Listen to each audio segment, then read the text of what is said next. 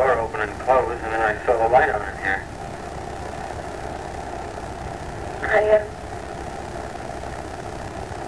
I couldn't sleep. I thought I would start. From 2 o'clock in the morning? Not as good a time as to be.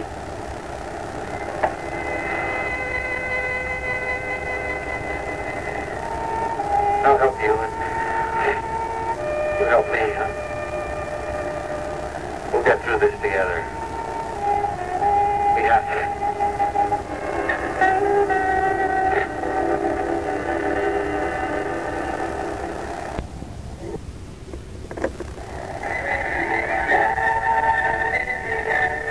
Next on General Hospital. Nothing would make you happier than to see my marriage destroyed and my child turned away from me. Leslie put Monica in her place. I did what I thought was best for me. I am going to protect my daughter from people like you at all costs. Laura realizes she has no one to turn to. Hi. General Hospital next. Today, after One Life to Live.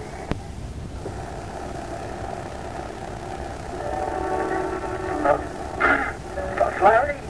Oh, this is Vinnie Woolman. Yeah, tell you the truth, not so good. No. That's why I'm calling. I don't know. No, I guess I got that bug that's going around. Something laid me low, I'm not sure. Look, anyway, could you tell the lieutenant that I won't be in today, huh? Yeah. Well, I mean, kind of, got a headache, feverish, cough. Yeah, well, anyway, I figure, I'm better off to stay home. Try to get rid of it, right? Okay, look. Yeah, I'll talk to you later. Okay, Larry, right. Bye-bye.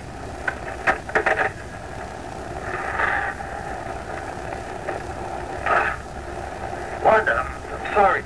Can I wake you up? It's all right. I gotta be up anyway. Let's take sick, Vinnie. Oh, during the night, I had this thing in my back, Your back. Yeah, and I sort of feel like raw in my throat, Yeah. Think I got fever? Oh, yeah, I think you do. Really? Yeah. I think you're running your temperature over that commercial. What are you talking about? Oh, Vinnie. I think you're afraid to go to the precinct because you're afraid some of the guys saw the commercial, or else Lieutenant Deacon Siebert told them about it. Wanda, I feel terrible, Look, I got some sick days coming to me anyway. Since when do you say I'm sick when you're not sick? I am. Anyway, everybody else takes them. Oh, you always say those guys are cheap. You say they're stealing the money. Yeah, but maybe it's too hard on them. I don't know. Oh, no, you're not. You're absolutely right. You've got nothing to be scared of. You've got nothing to be ashamed of. Oh, I know me. What did I do wrong? Unless it's wrong to do a television commercial with all your clothes on. Except it was a commercial for what's under your clothes. Oh, Vinnie, we could have started that all over again. Do you think I'm a bad woman? Not.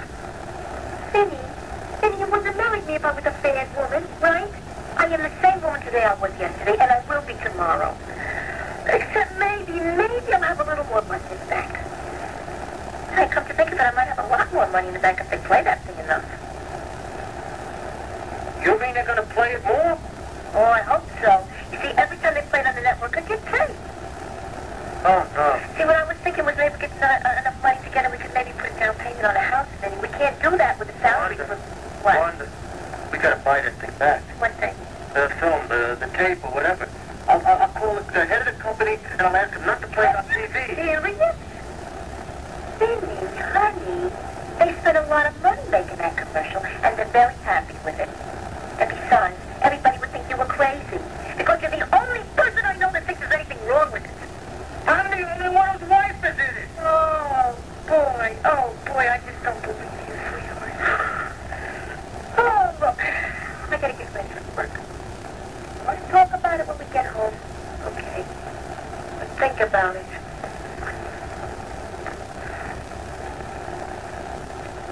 I'm sorry if I embarrassed you.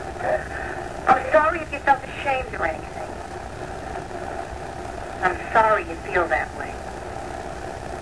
Because honestly, I was the one up in front of those cameras. I don't have any problems about it at all.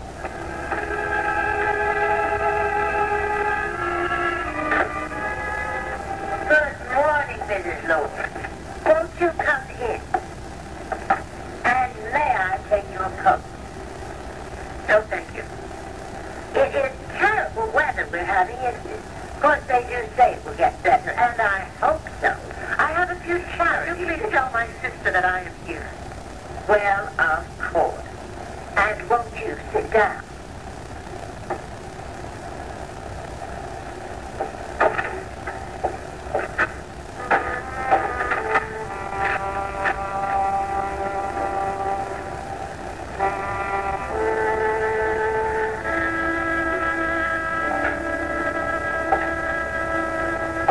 Good morning, Dorian.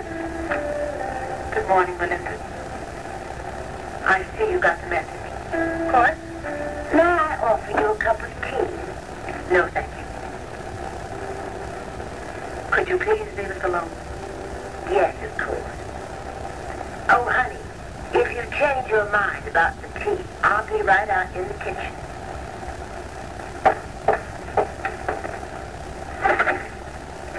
Linda, what are you doing in a place like this? What am I doing here? Yes. This rooming house of all things. Very comfortable, Dorian. It's pleasant, it's nice, and it's also all that I can afford right now. I suppose you're going to tell me it's just one big happy family and that woman plays the part of mother. That is Mrs. Hopkins. You met her last night. I know her name. Melinda, don't you see what I'm trying to tell you? You don't need to put yourself through all of this. I'm not putting myself through anything, Dorian. Very comfortable here. When you could live any place that you'd like. Anywhere? Yes. Now, obviously, you don't want to live with me at Lansdale, but that doesn't mean that we couldn't move someplace else. Or maybe we could travel. The possibilities are endless. You see, when I married Victor, I made certain that you and I would never have to want for anything ever again. Is that why you married him, Dorian? Yes, partly. I loved him a great deal, but I was also very concerned about you, and I wanted to make sure that you were provided for. You make it sound as though I were helpless. My dear, you were for a very long time. But I'm not any longer. That's wonderful. I'm glad to hear it. But don't you think you're putting yourself through a very severe test? And just how do you think I feel, having you living in the same town as I am, under such circumstances, and then refusing my help? I think it's the best thing, Dorian, for both of us. Why? We're sisters. Do sisters always have to live together? No, but under these circumstances, unless there was some terrible difference between us. Melinda, aren't you still intimidated by me? Because if you are, I think we should do something about it. Now, I would be more than glad to call Wilbur and to arrange a session of group therapy or something with him. Because I think we need to work through this problem.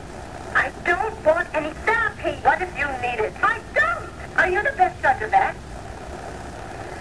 Dorian, I want to see how strong I am. I don't want to have to need anyone. But is this the best way to do it? To live in this rooming house with an illiterate girl, a copy girl from the Banner, and Mr. Marco Dane? Are you saying that I'm not good enough? No, you're good enough. You're too good for them. And you are too good to be playing the piano at a cocktail lounge. It's a job! You don't need a job. Now, you listen to me. I am sick and tired of all this foolishness, and that's exactly what it is. It's foolishness. Now, I'm going to take care of you. I'm going to take matters into my own hands if it's for your good. What do you mean? It means that I have a lot of power in this town, and I can close Tony Moore down in a week if I wanted to. Maybe that's what I should do. It would be a shock that would bring you to your senses. Now, I want you to think about it, young lady, and we'll talk about it again.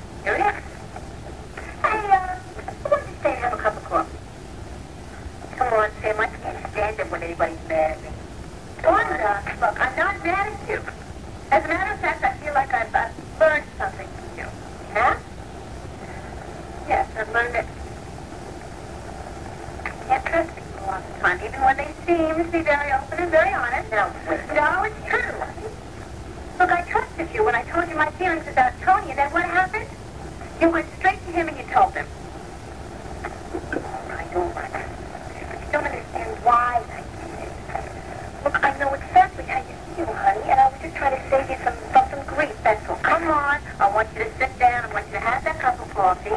I know you're a fair person, and you're going to wait and hear my side of it, right? Right. You know what? I'm going to tell you a story about my life, and afterwards, you can laugh up a storm. I would never laugh at anybody like you laughed at me, Wanda. Oh, I didn't laugh at you, honey. Look, that's the way you feel about Tony. Well, I felt that way about somebody once myself, only I wasn't as young as you. I didn't have any excuse. Who was it? Since you weren't going to laugh, I won't. Joe Riley. Joe Riley? His husband, Joe? Oh, he wasn't his husband then. They weren't married. Well, he was very nice. Only didn't give me a second look. See, he was already in love with her. But I kept thinking maybe that would change. I kept hoping and hoping. Well, then after a while I realized how much I liked being with his friend Vinny, you know? How much we felt comfortable together after 20 minutes or so. Sam. What do you think? Do you think he misses me? Yeah, I'm sure he does. He likes you a lot. Well, that could really have helped him. I was helping him, Wanda. I just wish you hadn't told him I loved him. Well, I'll see you.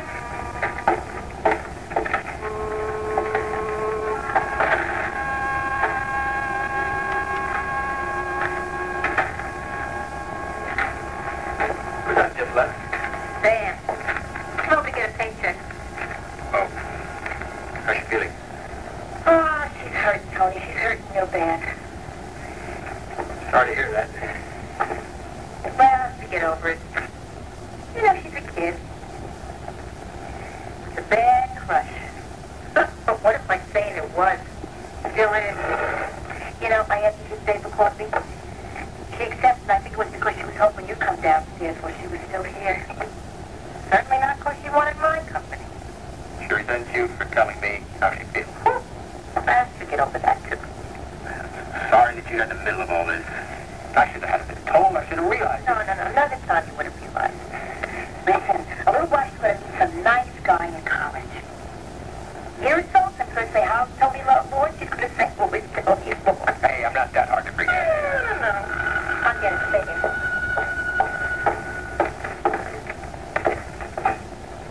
Hello, it's Mr. Charlie McIntyre. No, we have to make about 5:30. Can I help you? Well, if Miss Lord has a minute, if he's in. Yeah, come on in. I'm Tony Lord. You met? No, I'm Lynn Kramer, your singer and pianist. Oh, glad you came here. Before the crowds got here, we can get acquainted. Wanda Womack, Nice my to meet you. Hi. bookkeeper. Actually, I'm glad you're here instead of Charlie. I wanted to talk to you. I can't tell you how I appreciate you giving me this job. Oh, no, from what I hear, you really knocked them dead last night. Yes, it went really well, but, Mr. Lord, I have to quit.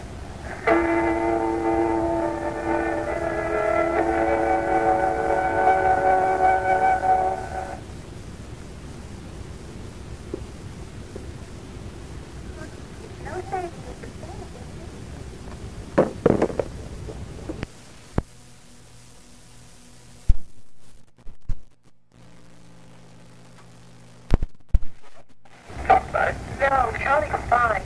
Matter of fact, last night he asked us for a 6-week engagement. Well, if you don't want to be committed that long, then we'll make it open-ended.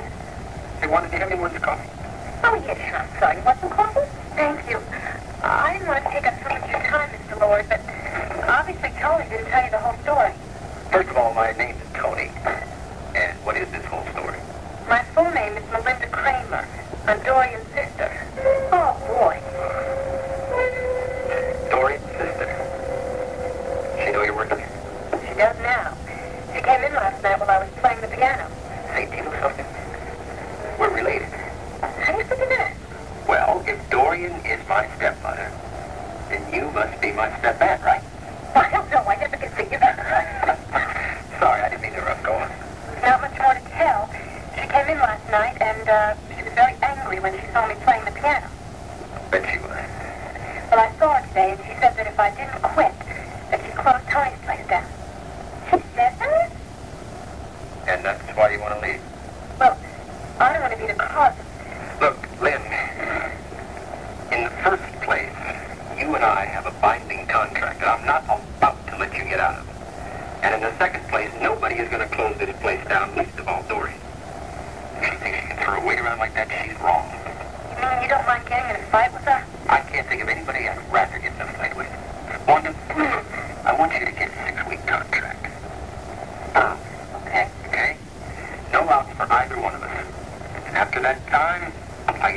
looking to renew with a 20% rate.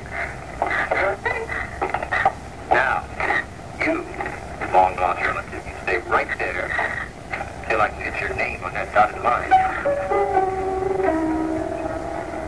Lynn. Oh, sorry, Peter. She's not here. Should I give her a message? Yeah, Mrs. Hopkins, if you would you tell her that I'd really like to pick her up about 5:30? I know she has to be at work at 7. That way we can have a nice, quiet dinner a little bit before she goes to work. 5:30. I'll tell her. Peter, did you hear about last night? No, what? Well, obviously you haven't heard. So I'll let Lynn tell you when she has dinner with you. And I'll give her the message as soon as I see her. All right, great. Thank you very much, Miss Hopkins. Goodbye now. Come in. I'm shameless. And I admit it. About what? Well, you said that you were going to call last night.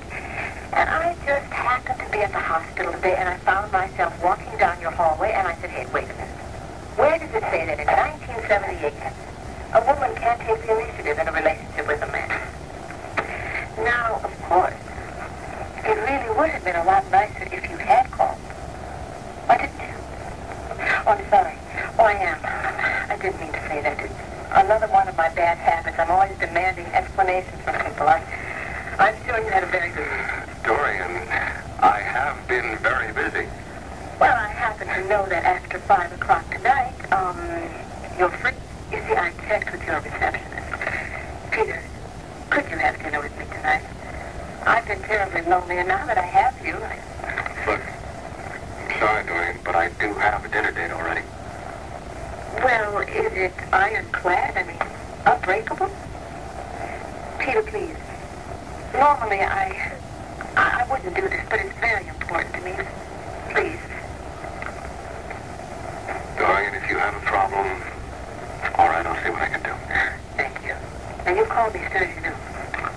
Oh, yeah.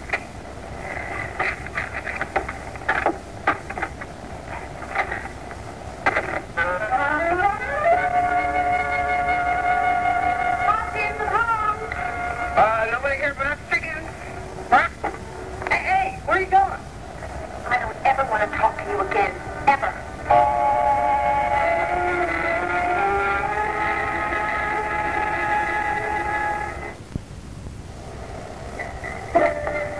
Hey, aren't I even entitled to an explanation? I can imagine that you have one. Hey, look, I know you're upset about last night. Yes, I am upset about last night. Hey, look, I got an explanation if you'll just listen to me, all right? Hey, come on now, I did you a favor. Didn't I take you over to Tony's place for the audition? All for your own purposes. Oh, now you're jumping to all the wrong conclusions. All right, now maybe before I talk to Dorian and found out. Look, will you sit down and talk to me for a minute? Please.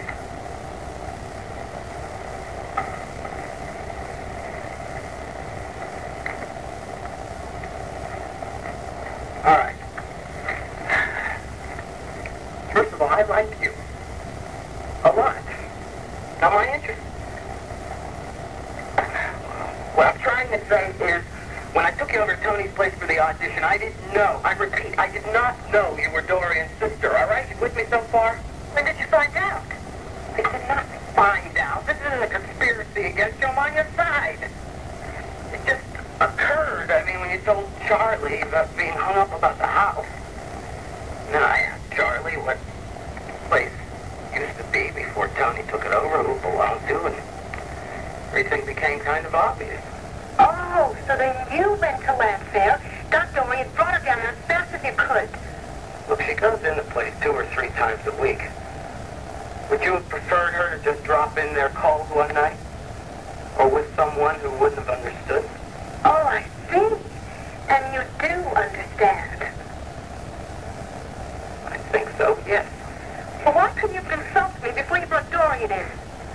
Oh, you would have freaked out. I mean, you're coming off the spool as it was. I didn't want to risk the chance of you losing the job. And your commission, right? That hadn't occurred to me, no. I'm sure it didn't. But don't worry, Marco, because I'll pay your commission. I'll repay you for the money you advanced me for the dress.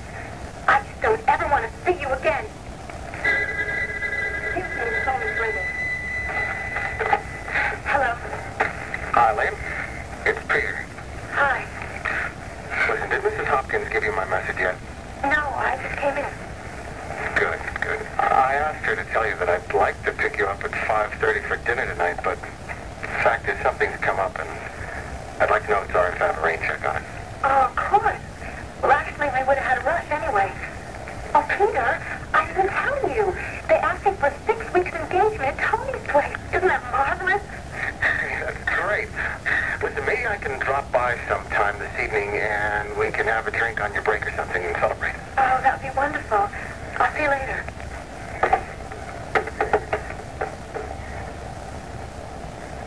Peter Jansen? That's right.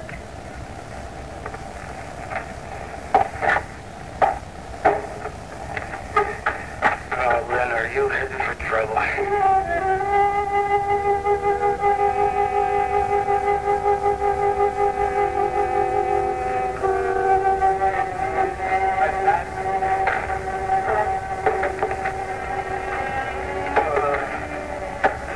Cold outside. Haven't you been outside all day?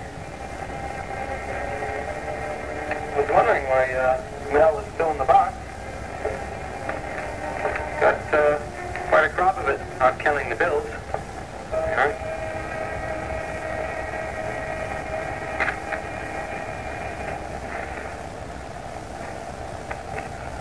Pat, everyone down at the office is wondering when you're coming back to work. How many of them? Shouldn't you be thinking about it? What's the matter? What is it? Oh, I didn't see that.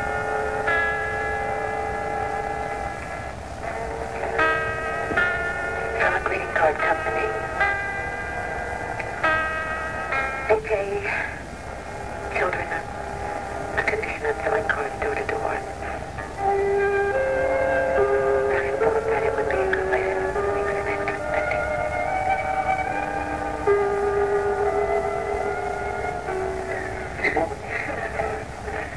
The place is so much more cheerful now. I can't imagine how depressing it was when Doreen and I lived here.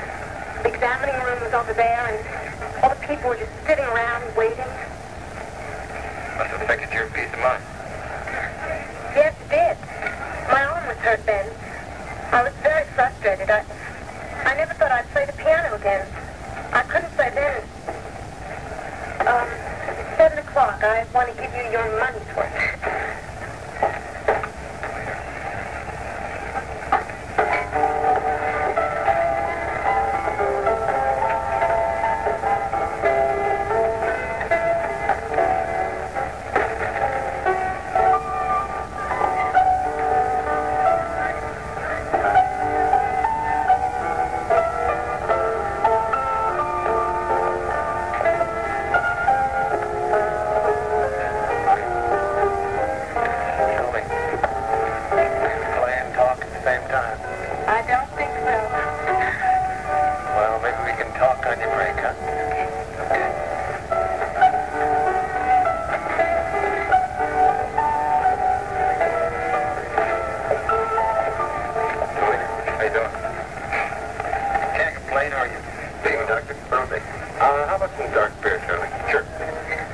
No, gentlemen. Other than the fact you finally had a little class around here, Tony. You like the music? Like the music, and I like the lady. Right, Peter? Total agreement there. Yeah. Oh, Tony, I quit my job at Landfair, so if you have anything come up here, you know you need a bartender for special parties, anything like that, I'm available. Keep you in mind, Marco. Tony, excuse me. I'm afraid we're having a minor crisis in the kitchen. Could you, come and speak with Ulrich? Of course. Excuse me? Here, I can come. Thanks, Charlie. You know that lady, Doc? Yeah, I do. do you know who she is?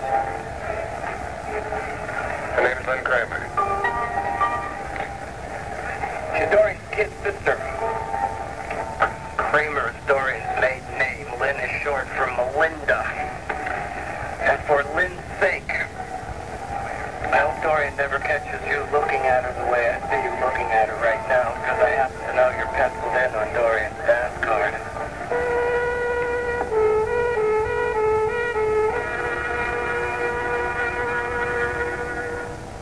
Hey, buddy, you are it. You're Dorian's latest male obsession. And as you ought to know, all roads at Lansdale lead directly to her bed. You knocked that off now. Why don't you tell me what you know about Lynn? Melinda Kramer. I don't believe it. I don't know what kind of garbage you are trying to pull here. Why is it every time I'm straight with someone, try to do them a favor, my motives get questioned? That's a question you have to ask yourself. Now you tell me why you think that Dorian's sister. Well, Pete, I can understand why you're fighting this. You don't want them to be sisters. But had you been here last night when Dorian walked in, turned a couple shades of pale when she saw Melinda at the piano, you'd know. Don't know why she would want to hide her identity. Want to turn herself into Dorian, I suppose. Just had a date with her that the world cannot see that. Well, you're just lucky, I guess. You're going to need all the luck you can get to get out of this alive. Thank you for seeing me, Dorian. Well, I just hope it's important. Oh, I'm sorry. I didn't realize you were so busy. Preoccupied, Edwina. That's why I really don't have very much time for trivia or chit-chat. So, what did you want to see me about? Well, we could talk about it tomorrow or any time, really. There's no need to trouble me with it tonight. I think you came here for something. A favor of some sort. Otherwise, you would pay no attention to my obviously foul mood and just plunge right ahead at whatever business matter was at hand. I think you know me a little too well, Dorian. A little too well to play games. So what is it? A favor? Yes. A very important favor.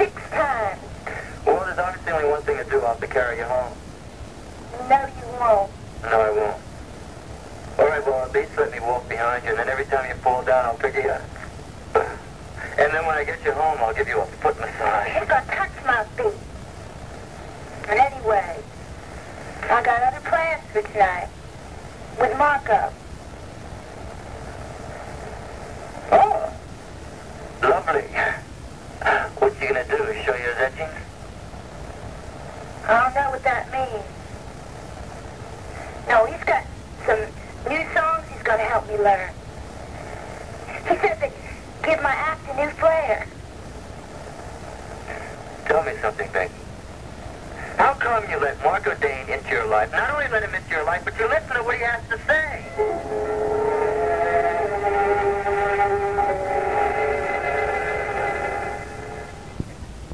Are we going to have this fight again about you trying to run my life? That's not what I'm trying to do. Were you trying to tell me who I should be friends with? No, I'm not trying to do that either. Well, then what are you trying to do? I'm trying to tell you to stay away from Marco Dane. See, I knew I wasn't crazy. All right, look, instead of having an argument about it, why don't we just sit down calmly and talk about Marco, okay? I don't see why I should discuss Marco with you at all. Because I'm not going to leave you alone until you do.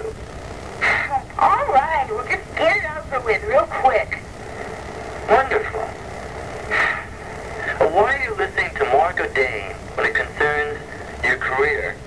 I mean, as far as I know, Marco can't even sing in the shower, much less be a big hit in show business. Marco's been around, and he has real good ideas. Well, I wouldn't listen to him if I didn't think he had good ideas. Neither would Miss Lord. Come again? Miss Lord thinks Marco has good ideas, too. Oh, did Dorian tell you that? Or did Marco tell you that? Well, he did. But that don't mean he's lying. Yeah, well, that doesn't mean that he's telling the truth either. Well, I hear a lot about what goes on around here. I happen to know for a fact that Miss Lord asks Marco about a lot of decisions. Dorian Lord doesn't even pay any attention on the advice given to her by her top executives. She's certainly not going to listen to her chauffeur. He's more than just a chauffeur. Oh, you're damn right. What do you mean? Oh, I want to spell it out for you. Oh, the birds and the bees and I know what the birds and the bees are. Don't have nothing to do with Marco or Miss Lord. How can someone so tough be so innocent at the same time? Look, the only advice that Marco gives to Dorian is the advice he gives to her in bed. That's not. I don't want to hear anymore. I don't want to hear anything like that. What, even if it's the truth? Yeah, and I don't like to hear it coming out of you. Yeah, well, if you don't like It's to, about that. if you don't like to face the truth, that's not my fault.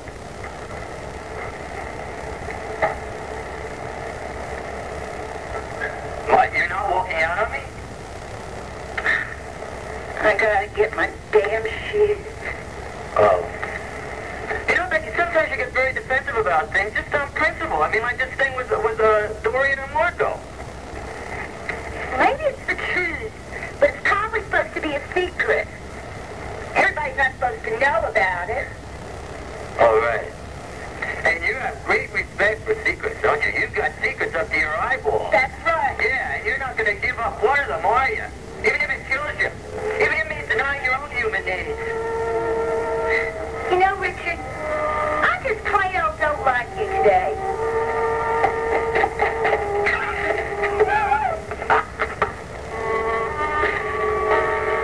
I don't know what you find funny or what kind of perverse pleasure you get out of this situation. If you want to do yourself a favor, cut the commentary. You know, it's funny from my angle. Dorian wants you want Melinda. It's going to be a fascinating drama. And I just can't wait to see how you find your way out of Dorian's maze. So...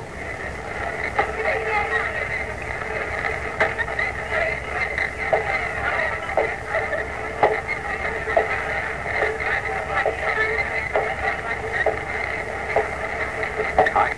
Hi. You sound great. Thank you. Ready for your break? Huh? Say we sit at the table and talk. Okay.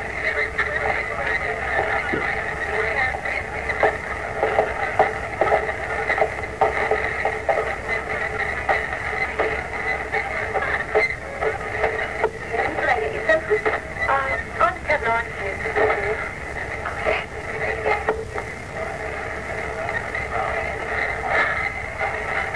Well, hello, Melinda. You know, Yeah. I just found out from Marco the Rat. he seems to be the town crier as far as my identity is concerned. As a matter of fact, he brought my sister in here last night. I see. Well, I gotta tell you, it was quite a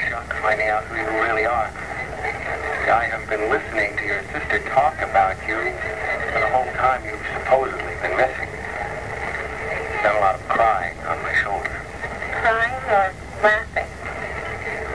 She's really concerned about you. It's almost an obsession. I guess you might say it's overly protective. Yes. She'd love to see me quit my job, move into Landfair with her, and be totally dependent on her again. You see, I knew that's what she wanted, and that's why I tried to avoid her as long as possible. I understand. I mean, I think I'm beginning to see the picture. The only thing is, it's not the same picture that Dorian has. That's what bothers me. You see, if it weren't for the piano playing, I would never know you were the same woman. Dorian thinks of me, and apparently wants to think of me as the person I used to be. It's true. I was dependent on her, and I couldn't cope that well. But I've changed, and I don't know why she isn't happy about it. So I'm afraid I do know why.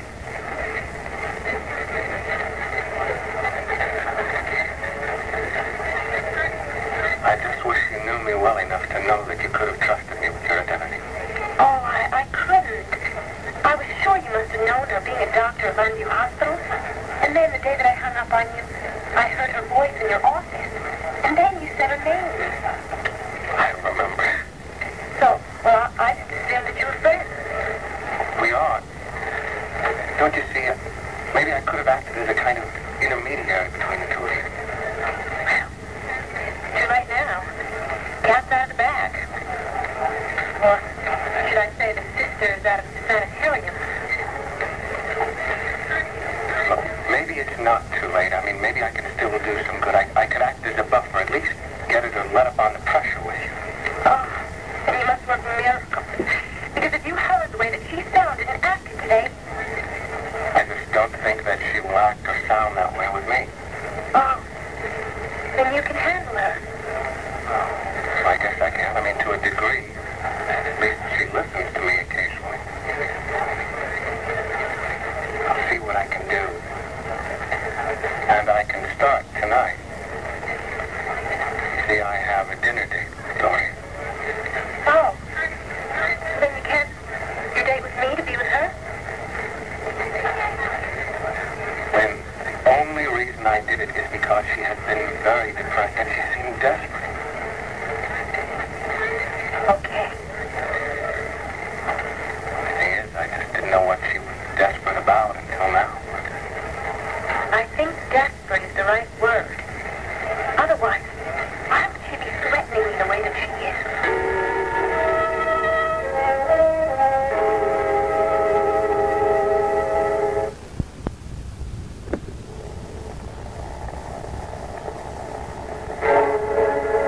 Dorian, are you aware that Paul still hasn't come back to work? And that he has even given up calling in to find out what's going on? No, I wasn't aware of it. But I can certainly understand it. Although you don't mind paying him for doing nothing. You know, Edwina, I sometimes have the reputation of being ruthless, but not utterly heartless. You seem to be. That man has just lost his only child. That must be some kind of incredible trauma. But Paul is a strong man. I'm sure that he'll get over it, and he'll come back to work and make up for all of his lost time. And in the meantime, I have given you a raise. Because supposedly you are doing the work of two people. Now really, do I have to sit here and listen to all your complaining? What in the world did you expect me to do? Fire Paul Kendall? No. I want you to fire Pat. What? One way of putting it, but yes, that's what I want.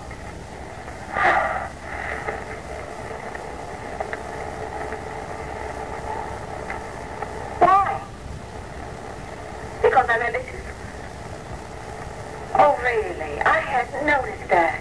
You see, Dorian, I think you're right. I think Paul will be coming back soon. We'll be able to pick up from where he was. But rumor has it that Pat is still quite broken up over Brian's death. Well, that's to be expected, isn't it? Yes, but who knows when she's going to come back? Who knows if she's ever going to get it out of her mind? If she'll be able to write? We'll just have to wait and see, won't we? I I don't see any reason to wait. I can write her column. I can write it better than she could. Your arrogance is fascinating. But it's not very endearing. It's not arrogant. It's fact. And if you don't believe me, give me a chance and I'll prove it. Just a minute. Before you twist this into some kind of dare whereupon I have to pick up a challenge, the answer is no. Absolutely no. And there are several reasons.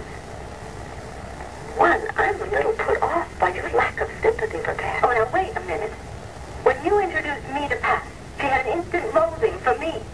She's probably threatened by me. How perceptive of her.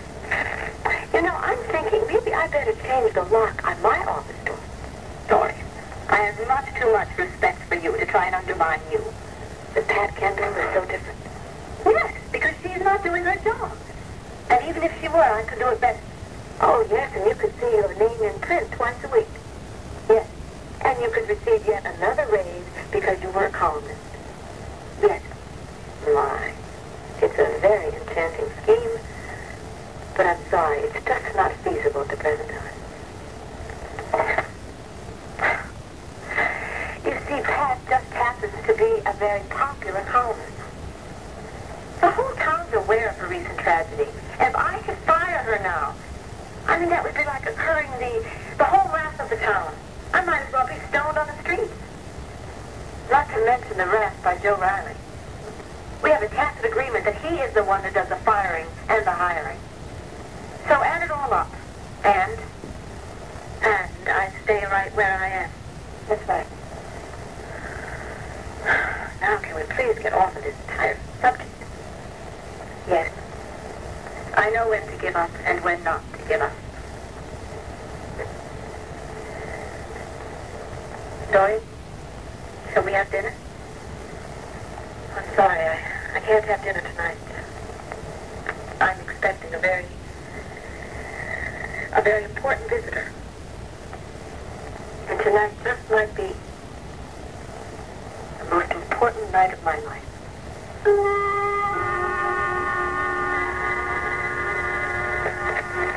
Free clinic.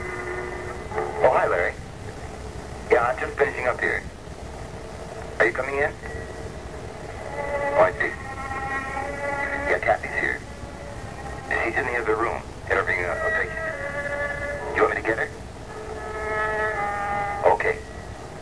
Oh, Larry, how are you and Karen coming along? Any progress? I'm sorry. But maybe with a little time. Yes.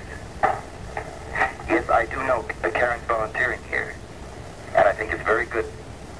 I think it's good that she keeps busy like this, Larry.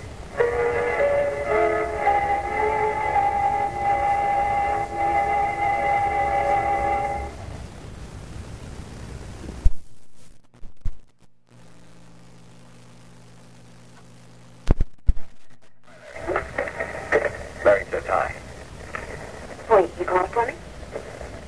No, he wanted to talk to Kathy. Oh, I see. How did he feel about my coming to see you? Did he like the idea, Will? Was he pleased that I was hysterical? You really think I told him, Karen? Well, didn't you? I walked out without paying you. Karen, I didn't tell Larry that you called me. And I didn't tell Larry you came to see me. Well, I'm sorry I jumped to that conclusion. Would you like to set up another time for another session? No, I thought about it. I just can't. Because you don't trust me because I'm an associate of Larry's. Well, that's one reason. Karen, I do think you need help. But why don't I refer you to another therapist? I mean, somebody who's not connected with Landview Hospital, somebody who doesn't know Larry. No. Why not? Because I thought about it, Will. And I am not insane like Kathy Craig.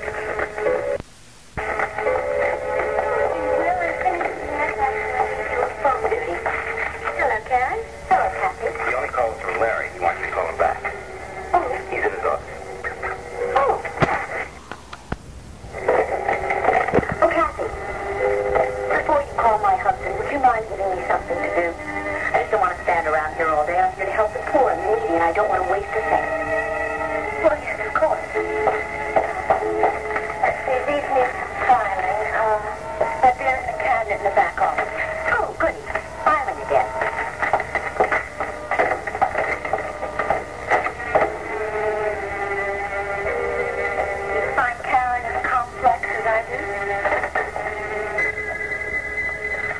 Mary, Greg.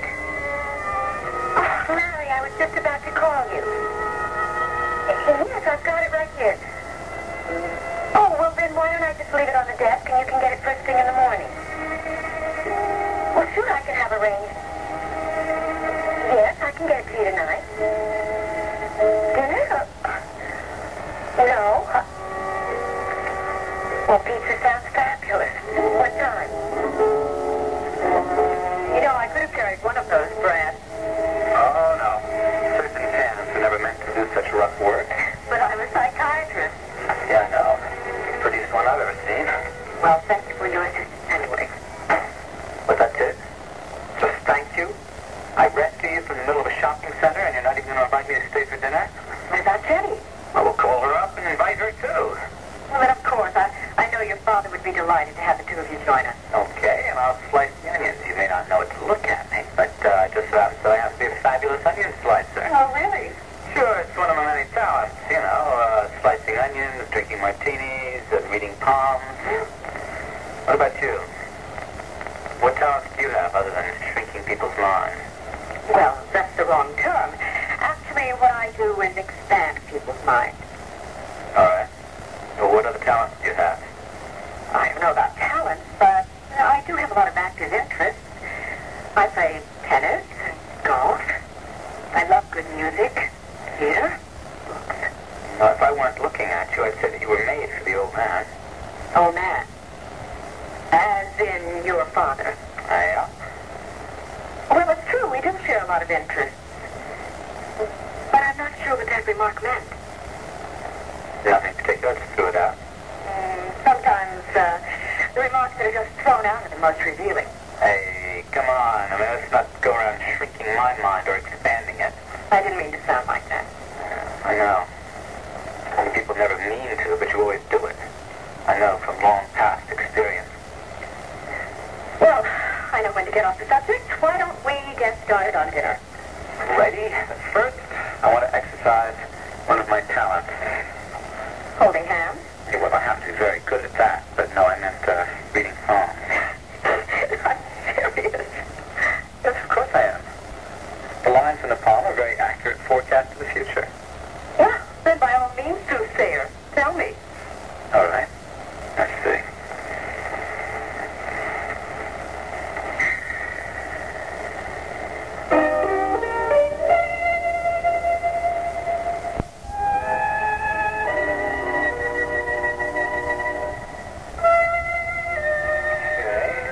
This line, of course, is your longevity line.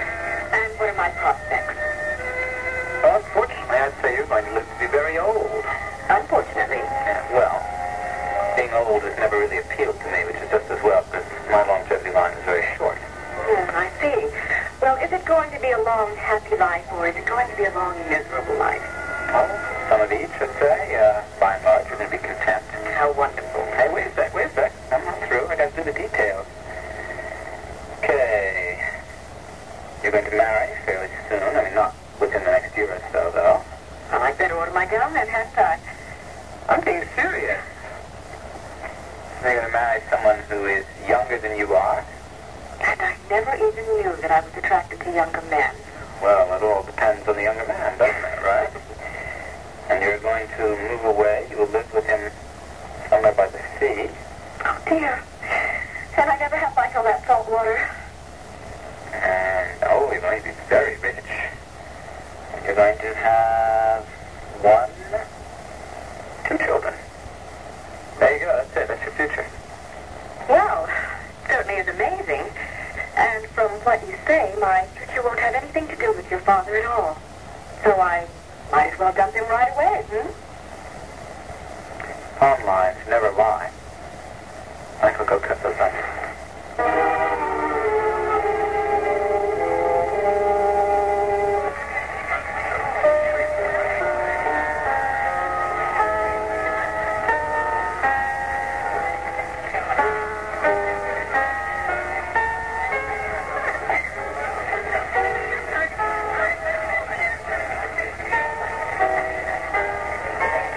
Do you think Brian's jealous of her beautiful baby sister?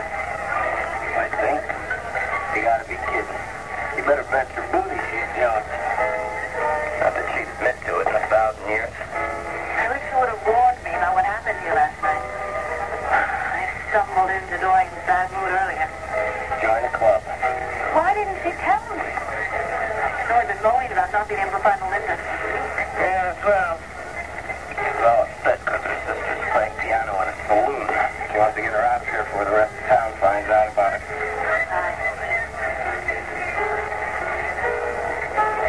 Marco, why are you sitting here?